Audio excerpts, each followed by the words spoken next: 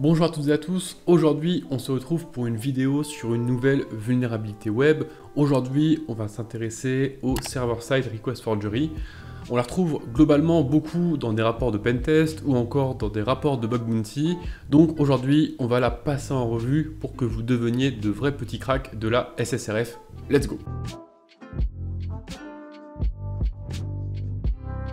Bien sûr, pour commencer, afin de bien comprendre l'origine de la vulnérabilité et comment elle fonctionne, on va faire une petite analogie. Imaginez que vous êtes propriétaire d'un grand bâtiment avec plusieurs salles. Chaque salle a une fonction spécifique. Il y a une salle de réunion, des bureaux, une salle pour les serveurs informatiques, etc. Enfin, assez basique. À l'entrée principale de votre bâtiment, il y a un concierge. Et le rôle du concierge, c'est de recevoir des instructions de visiteurs et de les exécuter à l'intérieur du bâtiment. Donc jusque-là, quelque chose d'assez basique que tous les concierges vont faire. Un jour, un visiteur du coup se présente à l'entrée et donne une lettre au concierge. Ici, la lettre contient une instruction pour le concierge et lui dit de se rendre dans une salle spécifique et d'effectuer une action, comme par exemple vérifier l'état de la machine dans la salle serveur ou consulter un dossier dans une salle spécifique qui entrepose plusieurs dossiers. Habituellement, le concierge, lui, il suit les instructions sans poser de questions, car il suppose en fait que ses visiteurs sont dignes de confiance et que leurs demandes sont tout à fait légitimes. Cependant, on pourrait tout à fait imaginer qu'un visiteur mal intentionné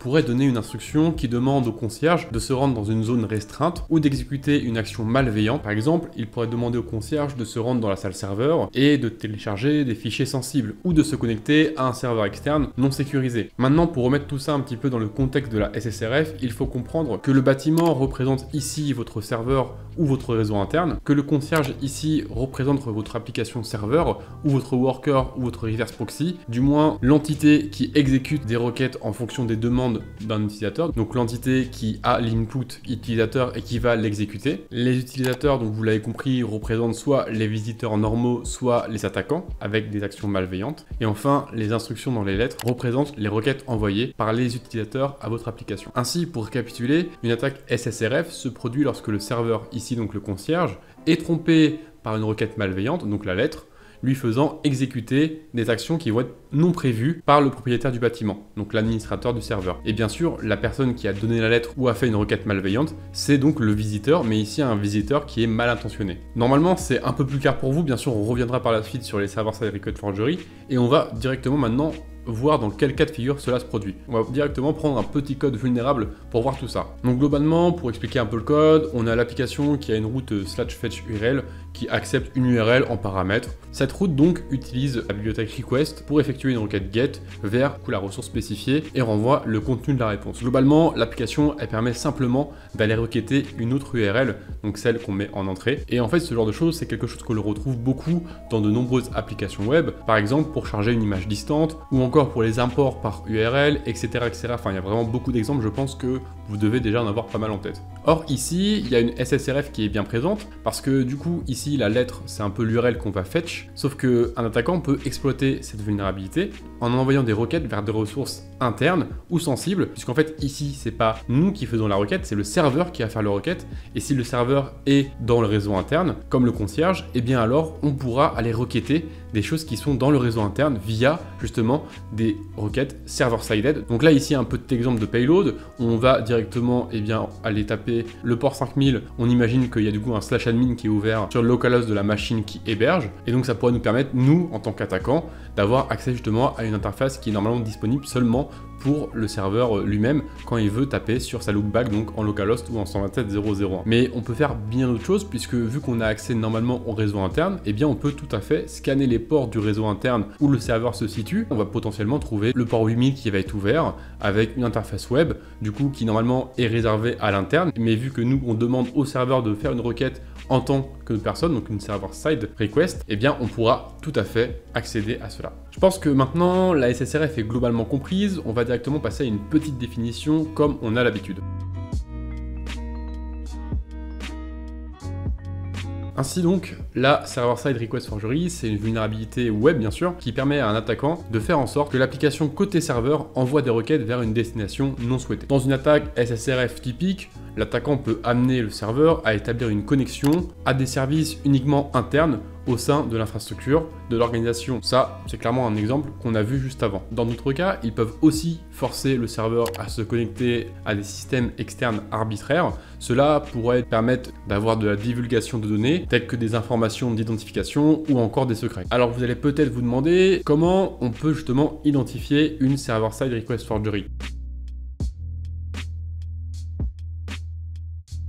Eh bien, comme nous l'avons vu, il va falloir étudier les requêtes faites par l'application web à travers généralement un proxy, donc typiquement via Burp. Donc, si vous voyez une requête effectuée avec une URL en paramètre, alors vous pouvez essayer de tester une SSRF. Bien sûr, beaucoup de payloads existent sur le web, je vous mettrai tout ça à l'écran. Globalement, on retrouve quand même plusieurs surfaces d'attaque qui sont les suivantes. Premièrement, on a les URL complètes dans les requêtes. Donc ça, c'est exemple assez basique, on l'a vu juste avant et je pense qu'on remettra un petit exemple par la suite. Ensuite, on a les URL partielles dans les requêtes. Parfois, une application utilise uniquement un nom d'hôte ou une partie d'un chemin d'URL dans les paramètres de requête, limitant ainsi la capacité à l'attaquant de contrôler l'intégralité de l'URL demandée, ce qui réduit forcément le risque de SSRF complet, même si la surface d'attaque reste tout à fait identifiable. On a aussi la possibilité d'avoir une SSRF parce qu'on a une URL dans des formats de données. Alors certaines applications transmettent souvent des données dans des formats permettant l'inclusion d'URL, par exemple le format XML. J'ai fait une vidéo sur les XXE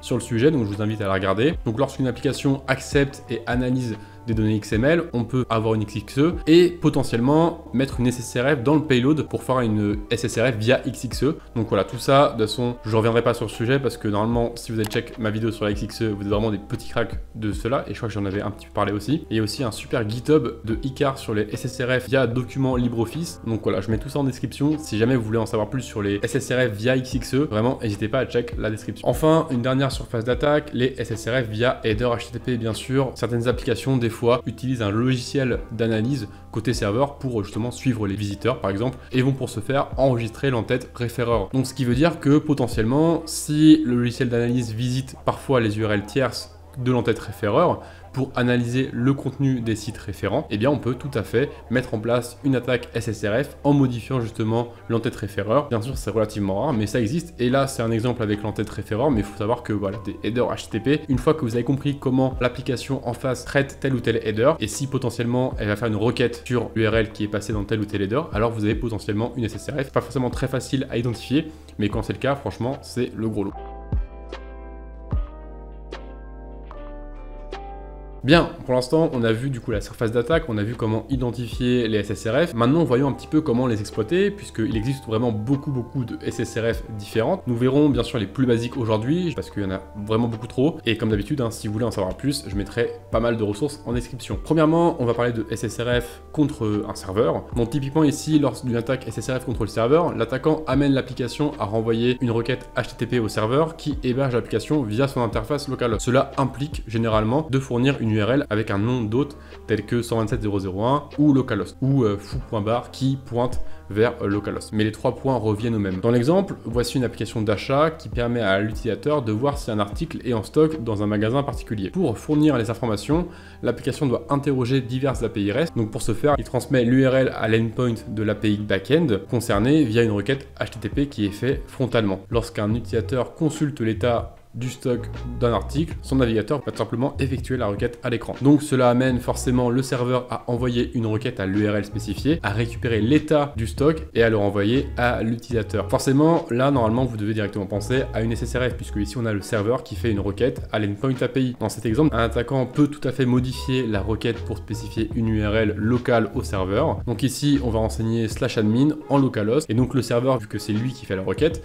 eh bien il a le droit d'accéder à son /admin en localhost parce que c'est lui qui fait la requête, c'est pas l'utilisateur. Et donc là, on pourra simplement, vu qu'on a seulement une protection qui est côté réseau et qui accepte seulement le localhost, accéder en fait via SSRF au /admin. Néanmoins, généralement, il y a une mise en place de type token, bearer ou encore cookie pour vraiment sécuriser et éviter ce genre de manipulation. C'est justement ici pour un exemple, pour un lab, pour bien que vous compreniez à quoi peut servir une SSRF assez basique. Ensuite, dans un réseau interne, on peut faire relativement la même chose, mais bien sûr, avant, il faut scanner et mapper le réseau interne parce qu'on ne le connaît pas. En fait, on est un peu à l'aveugle. Il faut trouver justement via SSRF à quoi le serveur a accès pour voir si on peut un petit peu pivoter et accéder à autre chose, accéder à d'autres interfaces. Donc, on peut utiliser soit un outil comme l'intruder de Burp ou encore FUF ou encore SSRF Map. Voilà, il y a vraiment pas mal d'outils qui existent actuellement sur GitHub. À l'écran, bien sûr, je vous mets encore un petit exemple assez simple d'un scan via intruder où justement on va scanner en fait le réseau interne à la recherche d'un port 80 ou 8080, je sais plus, pour accéder justement au panel administration qui est seulement ouvert en interne. Donc c'est un exemple assez similaire à ce qu'on a vu avant. Ici seulement, c'est une autre machine du coup qui est sur le réseau et qui a son panel admin d'ouvert. Je pense que de toute façon, vous avez relativement compris. Ensuite, une SSRF vraiment très importante, très utile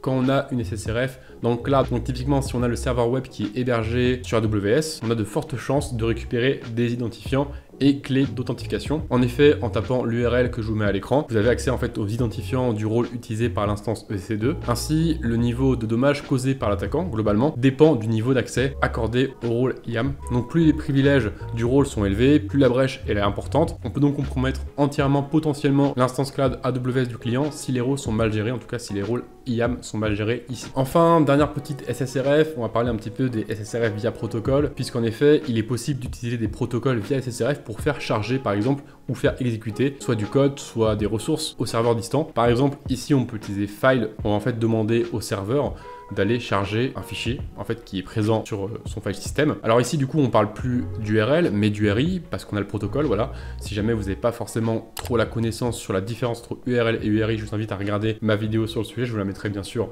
juste ici. Et là je vous ai donné l'exemple de file, mais il existe vraiment beaucoup d'autres protocoles qui permettent de faire beaucoup de choses différentes. Je vous laisse plein de ressources en description et il y a vraiment des bibles de la SSRF qui existent. Je vous laisse check tout ça. Enfin, il existe aussi les SSRF à l'aveugle, les SSRF blind, dans le cas où justement on n'a pas de retour direct de la part du serveur web. Si jamais vous n'êtes pas trop à l'aise avec l'aspect blind et aveugle, j'en parle beaucoup dans ma vidéo sur les injections SQL où on fait beaucoup d'injections SQL à l'aveugle. Et donc généralement, tout comme les SQLI en blind, pour les SSRF en blind, on va utiliser des techniques out of band pour récupérer une potentielle réponse du serveur web. Il existe encore d'autres choses, vraiment, il y a vraiment beaucoup d'autres SSRF possibles. Par exemple, il est possible de faire une SSRF via protocole pour déclencher un transfert de zone DNS. Donc je vous mets le lien de l'article en description parce que c'est vraiment très puissant. Ça vous montre un petit peu l'étendue de la puissance d'avoir une SSRF sur un serveur parce que vraiment vous pouvez faire beaucoup de choses. Du coup, bien sûr, on parle un petit peu des impacts pour conclure. On va faire assez vite parce que vraiment, j'ai déjà beaucoup parlé de ça durant la vidéo. Mais globalement, une SSRF réussie peut souvent entraîner des actions non autorisées et surtout un accès aux données de l'organisation. Alors tout dépend d'où se trouve l'application vulnérable parce que si elle est vraiment dans le réseau interne et il n'y a pas trop de segmentation, on pourra vraiment avoir accès à beaucoup de choses. Là où si on est dans une DMZ où il y a une bonne segmentation des bons VLAN, etc., ça sera un petit peu plus compliqué de rebondir justement sur le réseau et d'aller chercher un petit peu autre chose. Mais globalement, une SSRF, ça reste toujours très critique et il y a souvent pas mal de choses différentes à faire, beaucoup de choses à tester. Alors au niveau des remédiations, il en existe beaucoup avec aussi des bypass. Du coup je vais donner des remédiations, des bypass, comme ça contente un petit peu tout le monde. L'idée qu'on en trouve beaucoup souvent, c'est de bloquer les entrées contenant des noms comme 127.0.0.1 ou localhost ou des URL sensibles comme /admin. Or dans ce genre de situation, il est toujours possible de bypass cela en utilisant par exemple une IP en 127.1. en passant par de l'IPv6. Il y a vraiment beaucoup de possibilités. On peut aussi enregistrer notre propre nom de domaine qui se résout directement en 127.0.0.1 puisque si le serveur a accès à internet, ce qui est souvent le cas, il va du coup aller taper le nom de domaine qu'on a renseigné dans notre SSRF, qui va du coup lui résoudre en 127.0.0.1 et du coup ce qui nous permettra d'avoir accès en fait au localhost du serveur en passant par un nom de domaine, qui est plutôt pratique et bypass souvent beaucoup de choses. On parle aussi souvent de whitelist qui sont assez efficaces si bien implémentés. Donc généralement pas de regex, les regex c'est pas fou. On va essayer d'utiliser les built-in du langage parce que c'est quand même beaucoup plus intéressant. Mais attention, car tout ça est encore une fois bypassable. Il est possible d'intégrer les informations d'identification dans une URL, par exemple avant le hostname, en utilisant le caractère arrobase, je vous mets un petit exemple à l'écran, ou encore d'utiliser le caractère hashtag pour indiquer un fragment d'URL. On peut aussi tirer parti de la hiérarchie de dénomination DNS pour placer les entrées requises